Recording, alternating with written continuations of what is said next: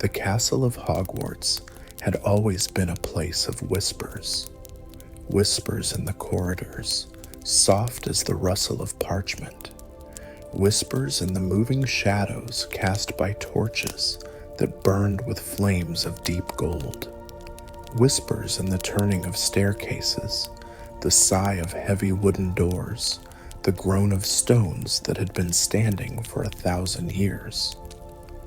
On this evening, the sky beyond the castle was the color of dusky velvet, the first stars peeking through a faint haze. The black lake rippled under the gentle push of a cool breeze, its surface reflecting the towers and turrets like an upside-down fairy tale. Inside, the warmth of the great hall spilled out into the hallways, carrying the mingled scent of freshly baked bread and cinnamon tea. The castle felt different tonight, not in an alarming way, more like it was thinking, breathing, remembering. Hogwarts always had its secrets, and on certain nights, it seemed almost ready to share one or two with those willing to listen. Our story begins in the quiet stretch between supper and curfew, when the hum of the day faded into the low murmur of evening. Most students had returned to their common rooms, and the few stragglers hurried along, books clutched to their chests, eyes darting to watchful portraits. High above, the enchanted ceiling in the great hall shifted from a sunset glow to a soft indigo, as though the castle itself was easing into slumber. Somewhere deep within the north wing, the glow of lanterns painted golden ovals onto the stone floor. The shadows between them seemed deeper than usual, as if holding something they weren't quite ready to let go of. Beyond one such shadow lay an old, unused classroom, the sort of place most students passed without a second glance. Tonight, however, the air there felt faintly charged, like the pause before a page is turned in a long-forgotten book. Perhaps it was the way the torchlight flickered against the far wall, revealing the outline of a seam in the stone where no seam should be. Or perhaps it was simply Hogwarts being itself, tugging gently at the curiosity of those attuned to its moods. In either case, this night would open the first door, one Even Filch, with all his prowling and suspicion, had never managed to find. But for now, the castle only waited. Its stones were patient. It had all the time in the world. And as we step quietly into its stillness, let us take a deep breath of the warm, candlelit air and listen for those whispers, the ones that tell of passages hidden behind walls, doors that open without a key, and secrets that have slept for centuries. Harry Potter had never thought of himself as someone particularly good at finding hidden doors, not until Hogwarts had started showing him where to look. It wasn't always a matter of sharp eyes. Sometimes it was about standing still, letting the castle breathe around you, and noticing the way the air seemed to shift when something important was nearby. On this quiet evening, he walked slowly through the corridor with Hermione Granger and Ron Weasley, their footsteps echoing softly on the flagstone floor. They weren't in any hurry. There was no particular reason to be in this part of the castle, except for the fact that Hermione had insisted there was something interesting about an old classroom she'd read about in a footnote of Hogwarts, a history. Hermione walked slightly ahead, a leather-bound notebook tucked under one arm and her wand in her other hand. She wasn't casting spells, Not yet, but Harry could tell by the way her gaze moved across the walls that she was searching for details others might overlook. Her hair caught the glow of the wall torches, a warm halo against the dim stone. Ron followed at Harry's side, hands in his pockets, his stride casual but alert.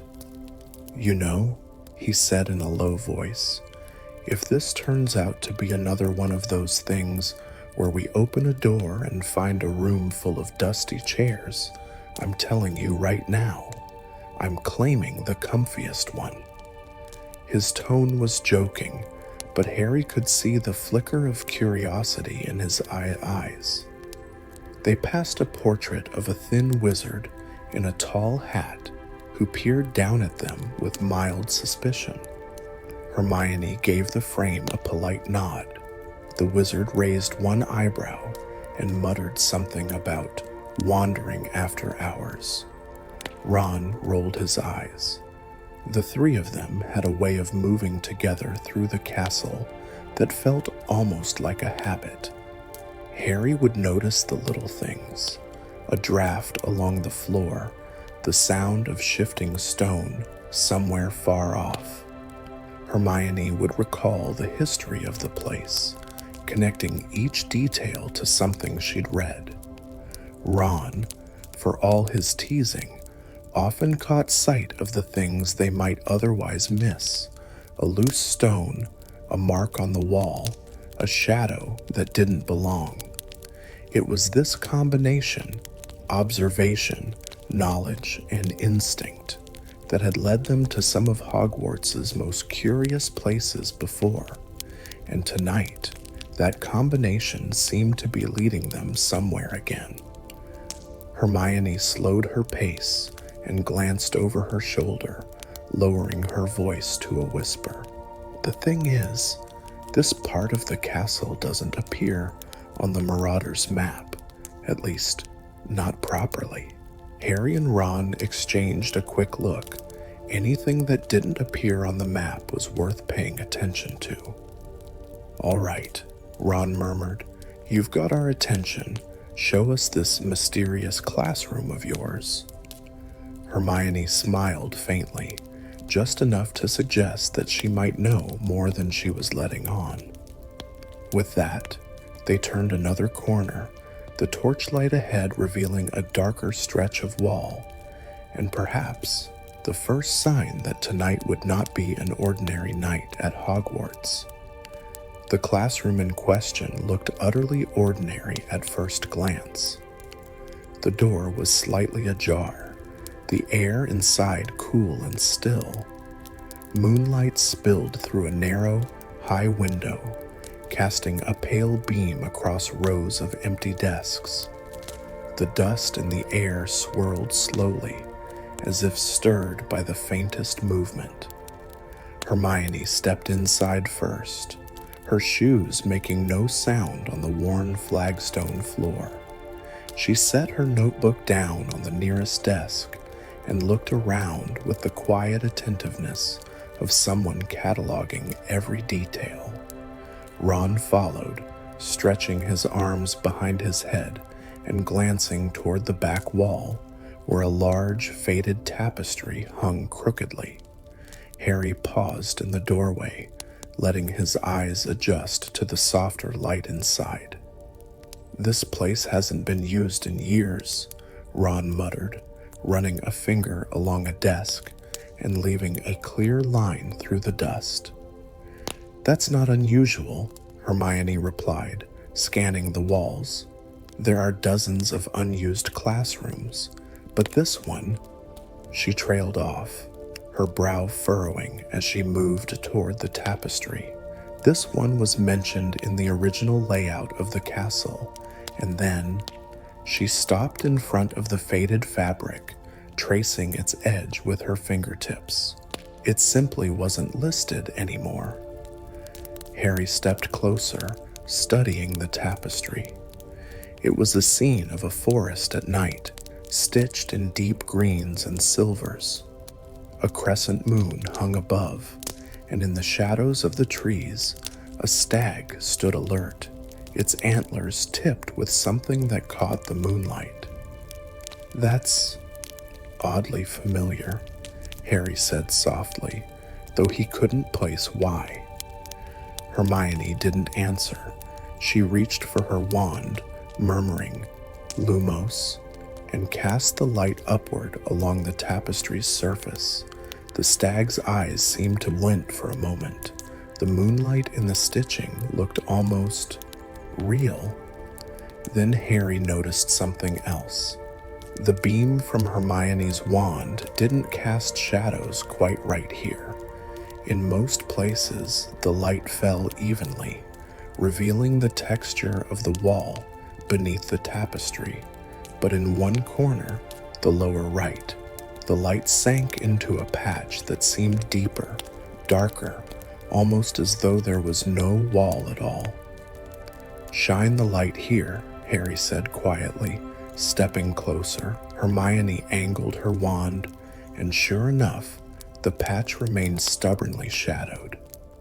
Ron leaned in and tapped it lightly with his knuckle. Instead of the muffled thud of fabric against stone, there was a faint, hollow sound, like tapping on a thin piece of wood. "That's not stone," Ron murmured. Hermione's eyes lit with the spark of discovery. "It's a hidden panel," she whispered, as though the room itself might be listening, "but it's cloaked somehow." She began muttering incantations under her breath, each accompanied by a subtle flick or twist of her wand. At first, nothing happened. Then, with a faint shimmer, the entire lower section of the tapestry seemed to ripple. Harry felt a small shift in the air, not like a breeze, but a change in pressure, as if the space itself was leaning toward them. The ripple settled, and the tapestry's design subtly altered. The stag turned its head toward them, the stitched moon growing just a shade brighter. Ron stepped back. "All right, that's not normal." "No," Hermione agreed, her voice calm but deliberate. "And it's not any enchantment I've seen on a classroom before." She touched the corner again, and this time the fabric pulled away easily, revealing what lay beneath. It wasn't a door, at least not in the traditional sense. It was a vertical seam in the stone, marked by a fine, curling line of silver runes.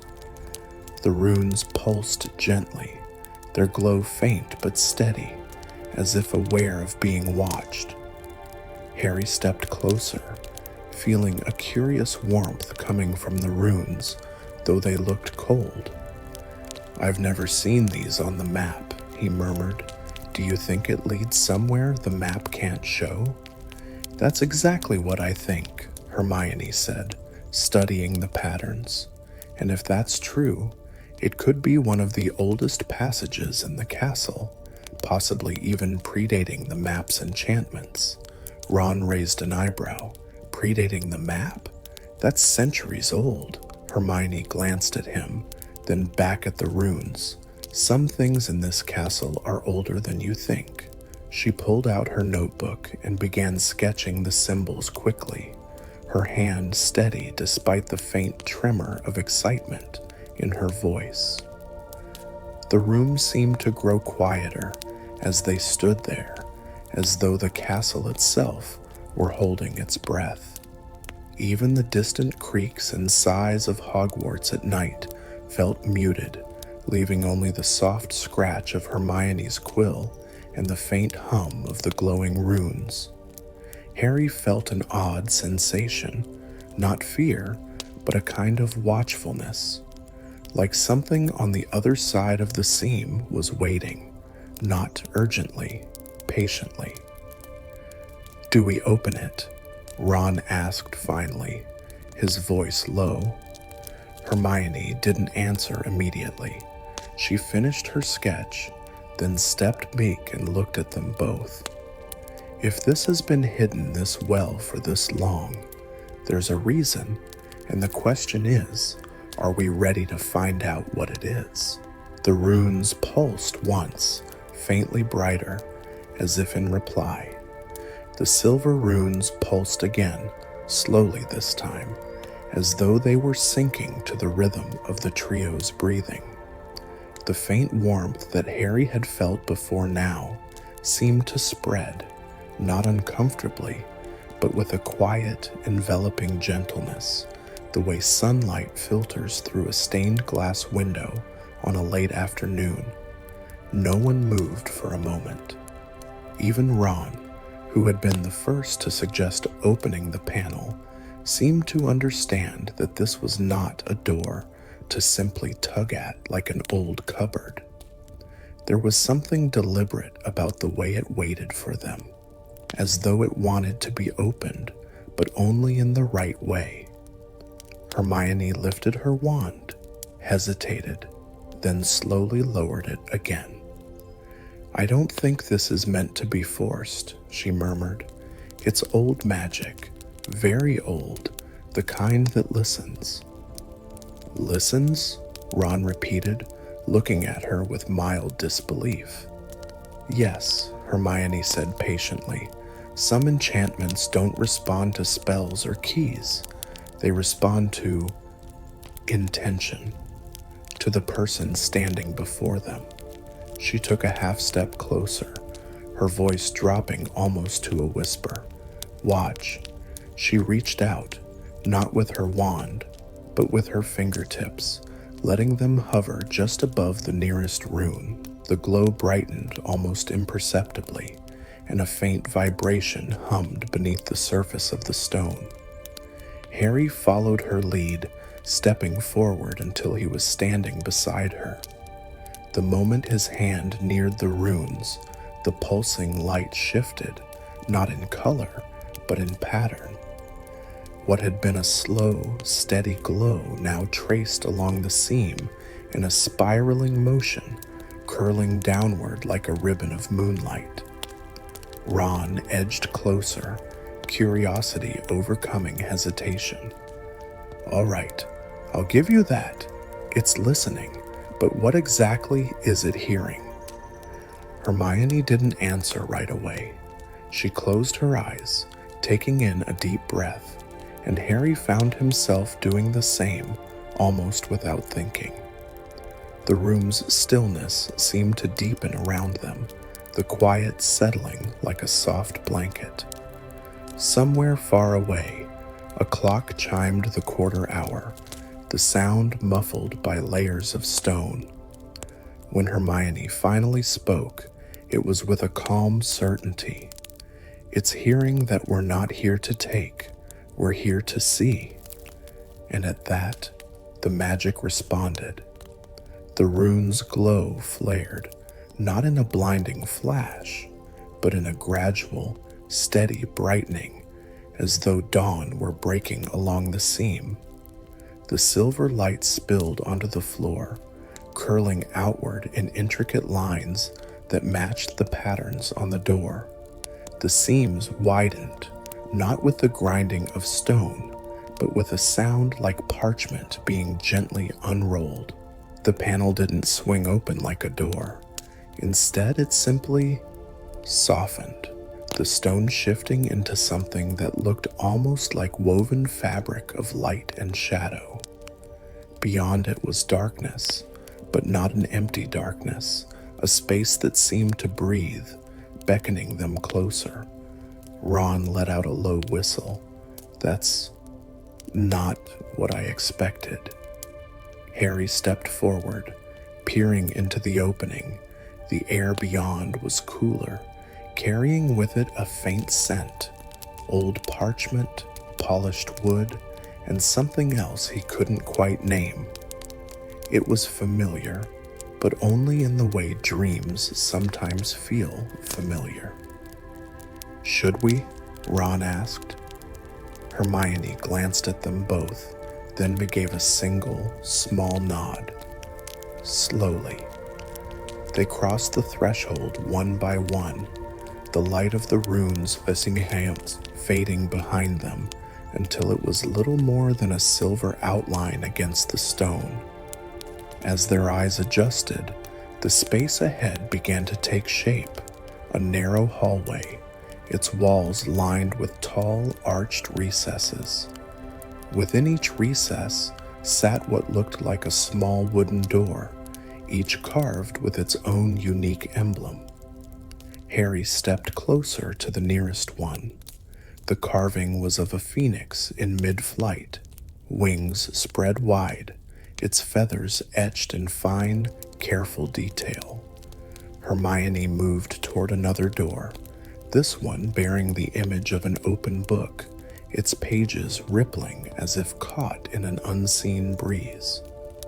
Ron examined a third, marked with a chessboard pattern, each square inlaid with alternating light and dark wood.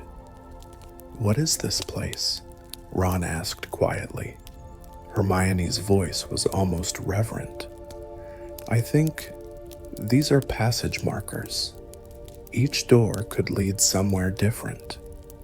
The air was warm here, but not stale.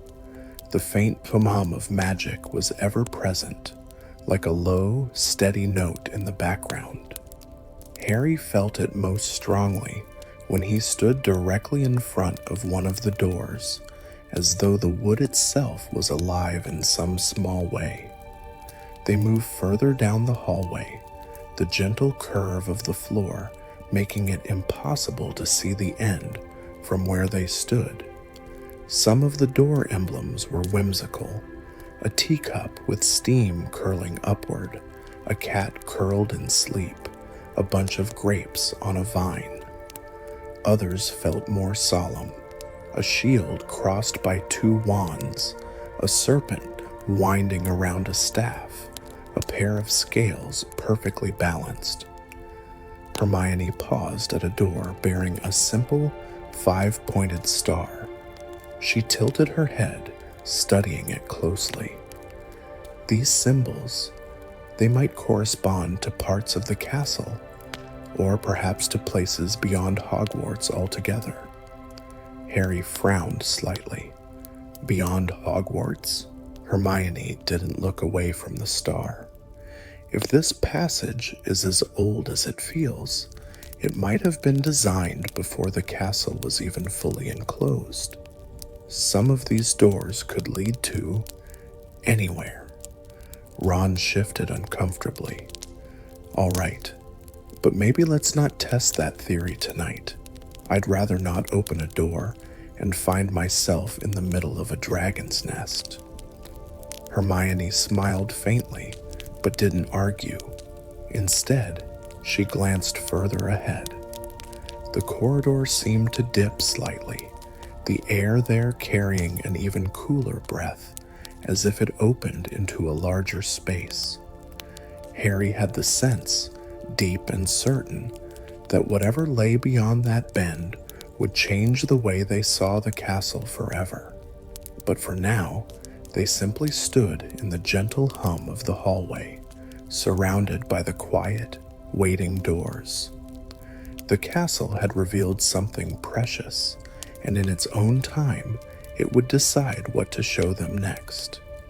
The hallway seemed endless, the line of doors stretching on, each one a quiet invitation.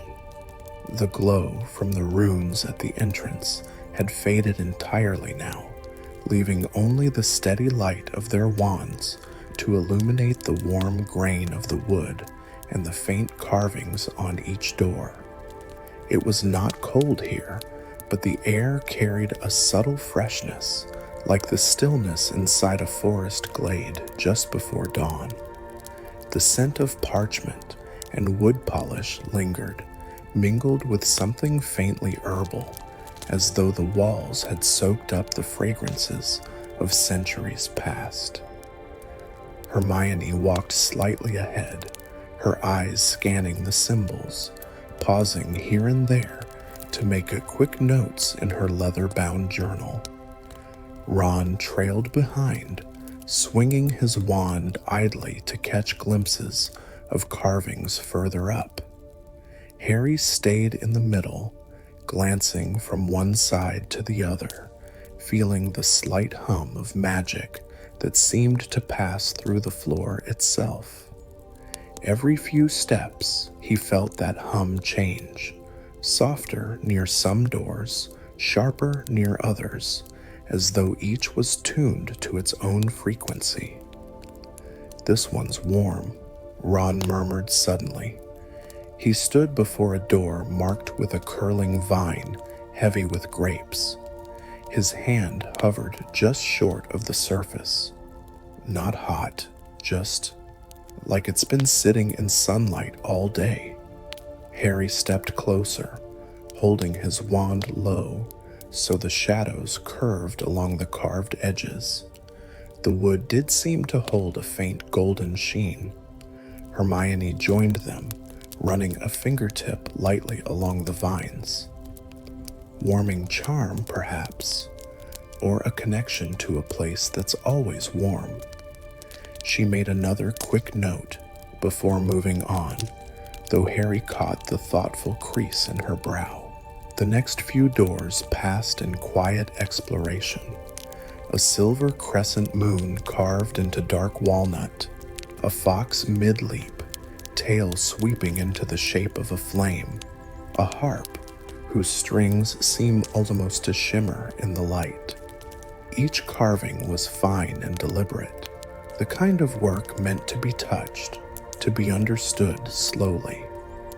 They stopped before a door with a carving so faint it was almost invisible, just the outline of a single feather etched into pale ash wood. Harry reached toward it without quite meaning to, his fingers brushing the surface. The wood felt cool, and for a moment he heard the distant, ghostly sound of wings. He drew his hand back, glancing at Hermione. "Did you hear that?" She shook her head. "Hear what?" "Wings," he said softly, "like a bird flying past." Ron tilted his head, listening. "Not me either. Could be it's tuned to you." They moved on. Hermione paused before a door with a chessboard pattern touching one of the dark squares. Instantly, the faint click of wooden pieces shifting filled the air, as if a game were being played somewhere out of sight. Ron grinned at the sound, but stepped back quickly when one of the carved pawns seemed to twitch in place. "I think I like the warm door better," he said, half joking, half serious. As they walked, the corridor subtly changed. The arched recesses grew taller, the carvings more intricate, as though the doors ahead were older, or perhaps simply more significant. The magic in the air thickened in a pleasant way, not oppressive, but rich, like the air before a soft summer rain.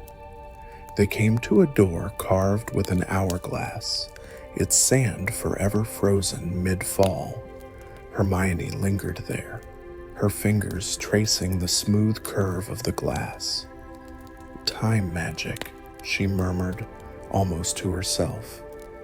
"Extremely rare, extremely dangerous." Her tone was reverent, but she stepped away without trying to open it. Further along, Harry stopped at a door that made the hum beneath the floor surge like a heartbeat. The carving was a serpent coiled around a key. The serpent's eye was set with a tiny green stone that seemed to glow faintly in their light. Hermione's eyes narrowed slightly. That symbol, it could be a link to Slytherin's personal chambers. "Not the Chamber of Secrets again?" Ron muttered. Hermione shook her head. "No, something else. Maybe a vault, maybe a study. But this isn't the one we should open first." She looked down the corridor towards a bend where the light pooled faintly, as if something beyond was reflecting it. "I think the passage has an order, a way it wants us to move through it. Harry felt the truth in her words. This place didn't seem like it would take kindly to impatience. The doors seemed almost aware of their presence, as though they were part of the castle's mind. So they continued, slowly, letting the castle lead them. Ron stopped muttering complaints after a while, his eyes drawn again and again to doors with playful or curious carvings. Hermione's quill whispered softly across her parchment whenever they paused. Harry kept one hand on his wand, the other brushing the air near the wood as they passed, feeling the rise and fall of the corridor's magic. Eventually, they reached the bend. Beyond it, the corridor widened into a small, circular chamber. Here, only 3 doors stood, spaced evenly along the curved wall, each larger than the ones before. One bore the carving of an open eye, detailed so finely that it seemed to follow them. Another showed a bridge stretching across a mist-filled gorge. The last was unmarked, its smooth surface broken only by a small, circular indentation at its center. The hum of magic here was stronger, yet still gentle, like the steady rhythm of waves against a shore. The 3 stood quietly for a moment, their breaths slow, their steps hesitant on the smooth stone floor. It was Ron who finally spoke. "Well, now what?" Harry looked from one door to the next, sensing that whatever choice they made here would shape what the passage revealed to them next. The castle was waiting, and for once, none of them were in a rush to decide. The 3 doors stood like silent guardians of the circular chamber, each exuding its own quiet presence. The light from their wands brushed across the carvings, making shadows gather in the hollows and highlights shimmer along the ridges. Hermione moved first, drawn toward the door with the open eye carved into it. She studied the fine detail of the iris, the way the lashes were etched with such precision that they seemed to tremble in the light. "It feels like it's watching us," she murmured. Ron shifted his weight uneasily. "Yeah, I noticed. Don't know if I like that much." Harry stepped closer to the unmarked door, the one with only the small circular indentation at its center. He ran his fingers lightly along its smooth surface. It was cooler than the other doors they'd touched, the kind of cool that reminded him of stepping into the shade on a hot day. The circular hollow was perfectly round, about the size of a galleon, its edges polished smooth.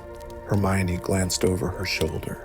"That's a keyhole," she said softly, "but not for a normal key. It's more like a focus point, something that completes it." Ron was at the 3rd door now, the one with the carved bridge stretching into mist. He traced the thin arch of the bridge with one finger. "Feels sturdy enough," he said, half to himself. "Strange. I can almost hear water." Harry tilted his head, listening. Sure enough, there was the faintest murmur, not from behind the door exactly, but within the carving itself, as if it held the memory of a river far below.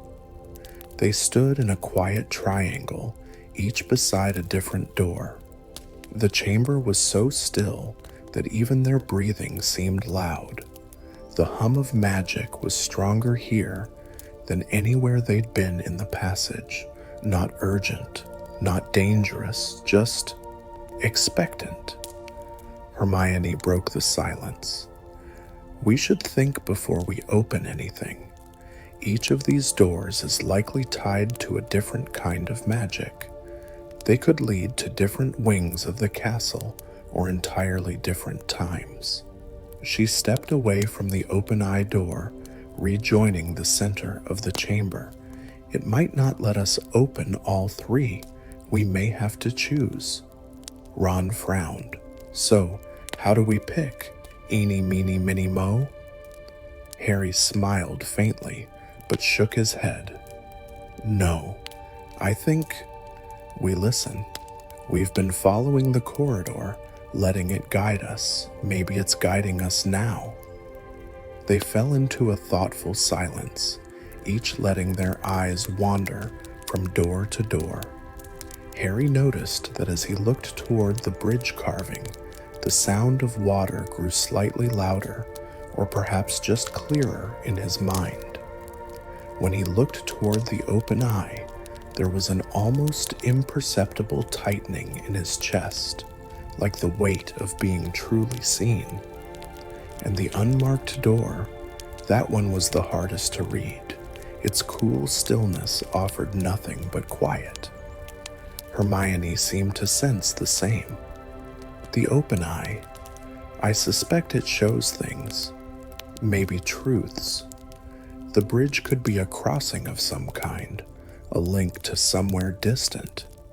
But the unmarked door, it's the oldest magic of all, the kind that doesn't tell you what it holds until you commit to opening it. Ron gave a low chuckle. And you just happen to like that one, don't you? Hermione allowed herself a small smile. Possibly, but I'm not sure if it's the right one for now. They decided to test each door without opening it fully, just to see what the castle might allow. Hermione approached the open eye and placed her hand flat against it. For a heartbeat, nothing happened. Then the carved lid seemed to blink, and a soft wash of golden light spilled out between the cracks of the wood. She pulled her hand back slowly, her face unreadable. It's powerful, she said quietly, but not threatening, more like an invitation to witness something you can't unsee. Harry stepped to the bridge door next. When his palm touched the carved surface, the sound of water swelled gently, and a cool, misty breath seemed to slip through the cracks, brushing his skin. He could almost picture the other side of that bridge, a hazy shape in the distance, waiting. Then he turned to the unmarked door. His fingers traced the small circular hollow, and for a moment, nothing stirred. But when he pressed his palm flat against the smooth surface, he felt a deep, steady vibration, as though the door's magic ran far beneath the foundations of the castle itself. It wasn't asking him to see or cross, it was asking him to stay. He pulled back, meeting the other's eyes. This one's different. It feels anchored. Hermione's gaze flickered between the three. Anchored, she repeated. Maybe it leads to the heart of this passage, the place that ties it all together. They lingered in the center of the chamber for a long moment, the choice hanging unspoken between them. Finally, Hermione closed her journal and slid it into her bag. I think we follow the logic of the passage. We came this far by letting it lead us gently, without rushing. The bridge feels like it's asking us to leave, to step out of here. The open eye might reveal something we're not ready for, but the unmarked door, she looked at Harry, feels like the next step inward. Ron sighed but nodded. All right, but if something jumps out at us, I'm blaming you. Harry stepped forward and placed his hand on the unmarked door once more. The vibration returned, stronger now, but still calm. Slowly, without a sound of hinges or stone, the surface began to dissolve into a soft, rippling light. Beyond it, there was only a gentle glow, and the faintest promise of something waiting just out of sight. The rippling light of the unmarked door shimmered like the surface of a moonlit pond. It didn't feel like walking through a doorway, more like stepping into a dream you were already halfway in. Harry went first, the glow sliding over his skin like cool silk. Hermione followed, her wand held loosely at her side, and Ron brought up the rear, glancing back at the chamber one last time before the light closed behind them. They emerged into a space unlike any other they had seen in Hogwarts. It was not large, no vast cathedral-like hall or endless corridor. Instead, it was a rounded room, no bigger than the Gryffindor common room, though the ceiling rose high above them into shadows. The walls were smooth, polished stone, but the surface was etched with countless lines and sigils that glowed faintly in the soft golden light that filled the air. The light itself seemed to come from everywhere and nowhere, bathing the space in a steady, even warmth. There was no chill here, no draft. It was the kind of warmth that made your shoulders relax without realizing they'd been tense. In the center of the room stood a pedestal of dark wood, its base carved with the intertwined shapes of 4 creatures: a lion, a badger, an eagle, and a serpent. Their forms wound around each other in perfect balance, none overpowering the others. Upon the pedestal rested a shallow stone basin, similar in shape to a pensieve, but much smaller. The surface of the water inside was utterly still, reflecting the carvings below and the faint light from the runes on the walls. They approached slowly, their footsteps muffled on the smooth floor. Harry noticed that the closer they came, the more the runes along the walls seemed to shift, not physically, but in the way they appeared to his eyes. Lines rearranging themselves at the edges of his vision, symbols unfolding and curling shut again like flowers. Hermione stopped at the pedestal, her voice low. "This isn't just a secret room, it's a keeper's chamber." Ron frowned. "A keeper's what?" "A place," she explained softly, "designed to store knowledge, not objects. The founders must have built this to hold something they didn't want written in any book or told to any student without reason." She glanced at the still water, something you'd only find if you were meant to. Harry leaned over the basin. At first, it showed only his own reflection, faintly distorted by the curve of the stone. Then, without warning or ripple, the image shifted. He saw a stretch of Hogwarts walls, not as they were now, but in the raw, unfinished stone of their earliest construction. Shadows moved along the corridors, not from torches, but from figures robed in styles older than any he'd seen. 4 figures stood together, their outlines familiar from countless stories. Godric Gryffindor, Helga Hufflepuff, Rowena Ravenclaw, and Salazar Slytherin. They weren't speaking in any language Harry recognized, but the tone was unmistakable, low, deliberate, tinged with caution. Salazar stood slightly apart from the others, his expression guarded but not hostile. Rowena gestured toward a section of wall, her hand describing a shape in the air. Helga nodded, and Godric placed something, small, glowing, into the hollow of the stone. The vision blurred, then sharpened again, to show runes being carved, similar to the ones that lined the corridor they had walked.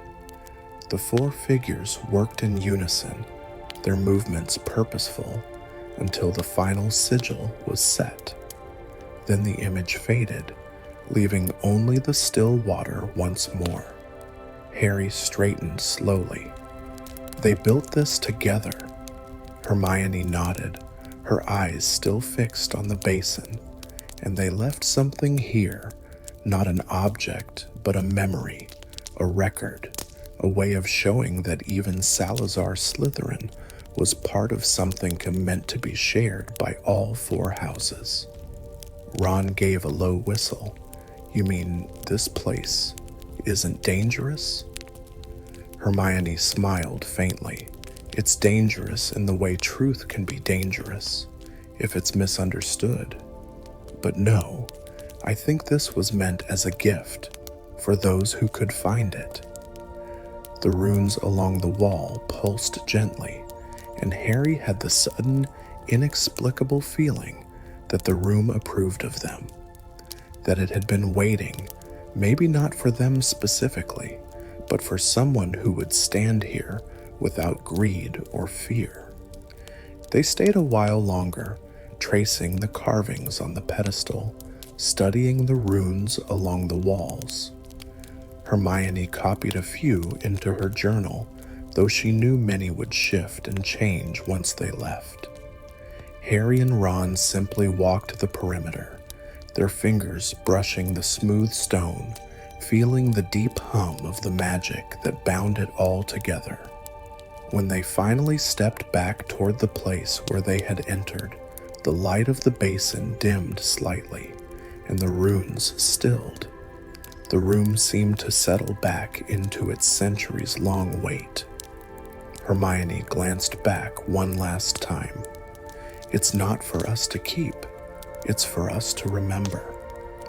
And as the rippling doorway of light opened once more, Harry thought that maybe, just maybe, the castle had chosen to show them this so that they too could carry its quiet truth. The light of the doorway spilled gently into the circular chamber they had left behind, casting long, wavering shadows across the stone. One by one, they stepped through, the ripples brushing their arms like the cool edge of a breeze. The familiar hum of the three great doors returned, the open eye, the bridge, the unmarked face, but it no longer felt mysterious in the same way. Now it was simply part of the passage, a set of quiet sentinels returning to their endless watch.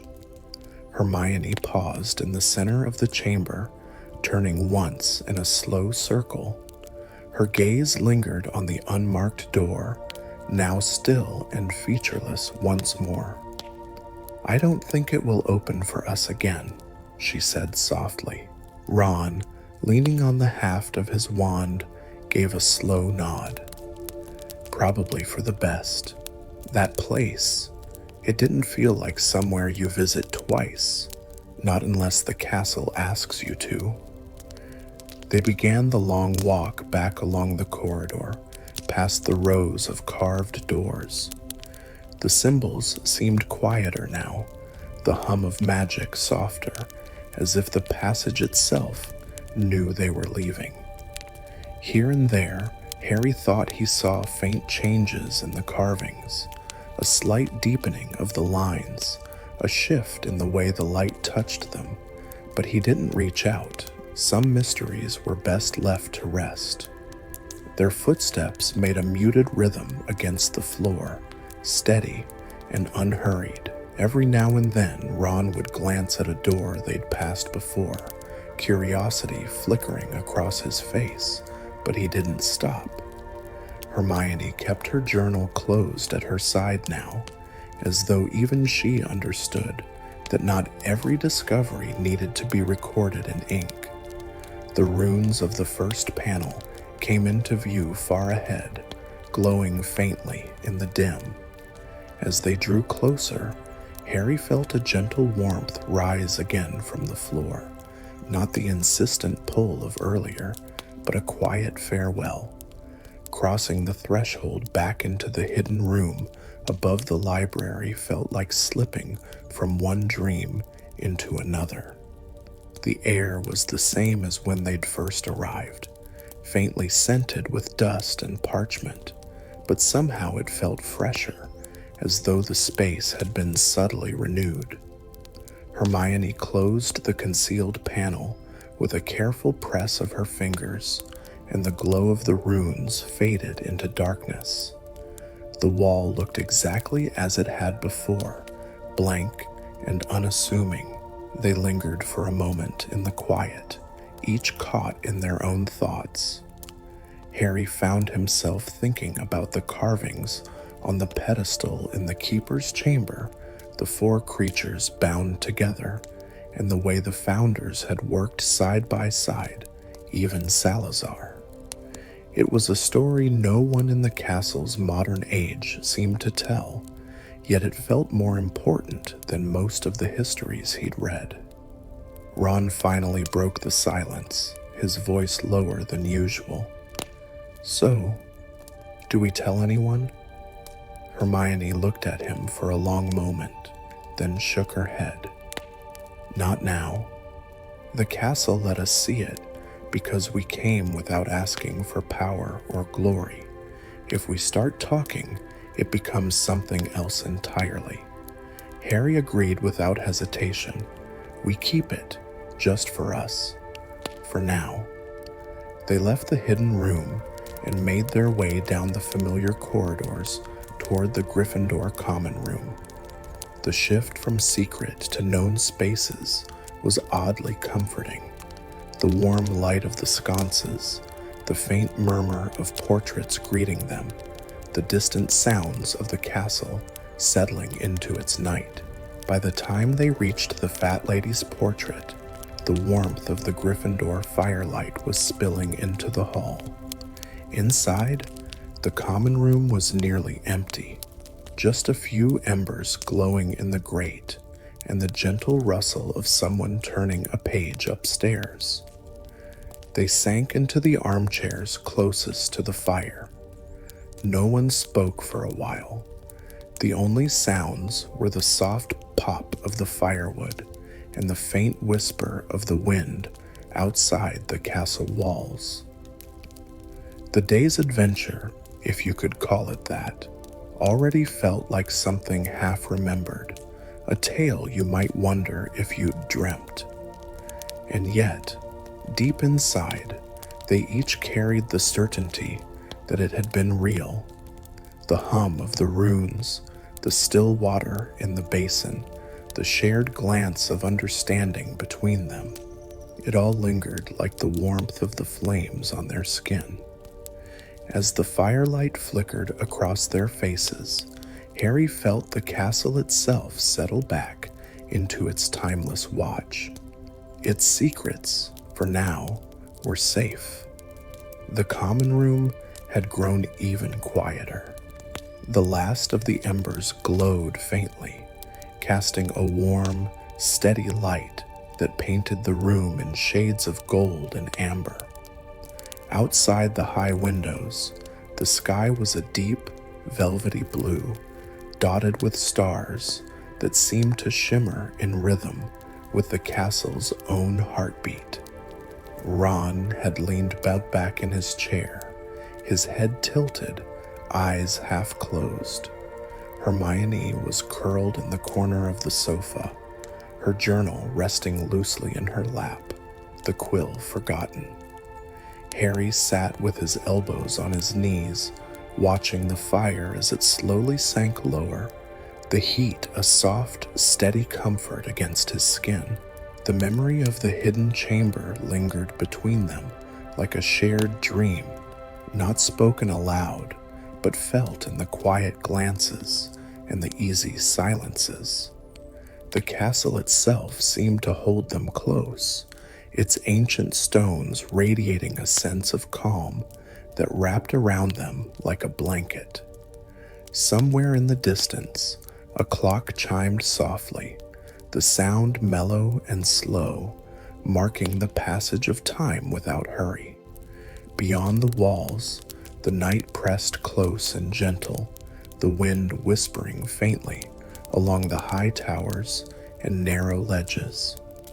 Harry's eyes drifted toward the staircase leading to the dormitories. He thought of the beds waiting upstairs, the heavy warmth of the blankets, the way sleep would come easily tonight. Not because they had found something dangerous or triumphant, but because they had walked somewhere the castle had allowed them to see, and they had left it undisturbed. The thought was oddly soothing. Hermione closed her eyes, the faintest of smiles softening her features. Ron shifted, mumbling something unintelligible, already half lost to dreams. Harry let his gaze linger on the fire until the last bright flicker faded into a warm glow. Up in the dormitory, the moonlight would spill gently through the tall windows, painting silver lines across the floor. In the stillness of the night, the castle's countless unseen halls and hidden rooms would settle into their timeless rhythm, keeping their secrets, holding their stories, until it was time to reveal them again. For now, all was quiet, safe, and in the heart of Hogwarts, where magic and memory twined together, the hidden doors would wait patiently for the next gentle knock.